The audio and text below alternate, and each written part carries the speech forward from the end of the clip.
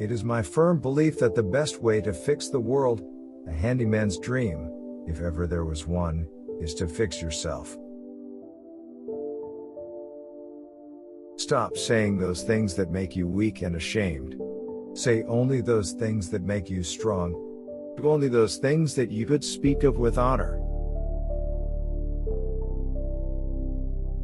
We must each tell the truth and repair what is in disrepair, and break down and recreate what is old and outdated.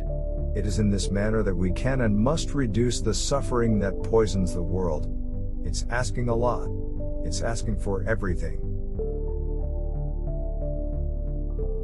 Sometimes it seems the only people willing to give advice in a relativistic society are those with the least to offer. In a crisis, the inevitable suffering that life entails can rapidly make a mockery of the idea that happiness is the proper pursuit of the individual. Human female choosiness is also why we are very different from the common ancestor we shared with our chimpanzee cousins, while the latter are very much the same. If you betray yourself, if you say untrue things, if you act out a lie, you weaken your character.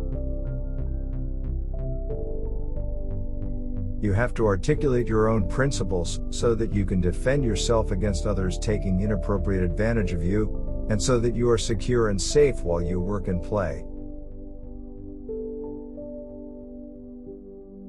You must keep the promises you make to yourself, and reward yourself, so that you can trust and motivate yourself.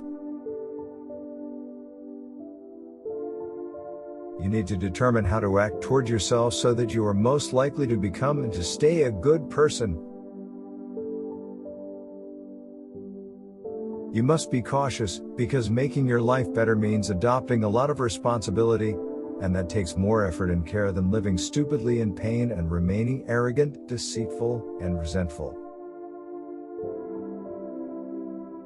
It's appropriate and praiseworthy to associate with people whose lives would be improved if they saw your life improve. It is far better to render beings in your care competent than to protect them. Our behavioral patterns are exceedingly complex, and psychology is a young science.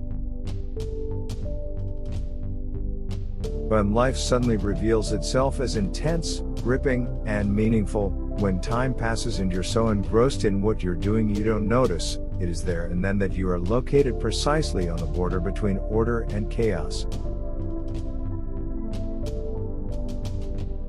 When you decide to learn about your faults so that they can be rectified, you open a line of communication with the source of all revelatory thought.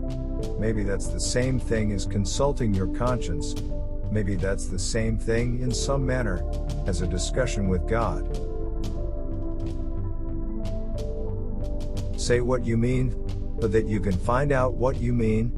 Act out what you say, so you can find out what happens. Then pay attention. Note your errors. Articulate them. Strive to correct them. That is how you discover the meaning of your life.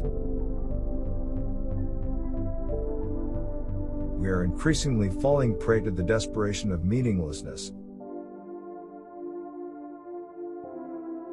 Beauty shames the ugly, strength shames the weak, death shames the living, and the ideal shames us all.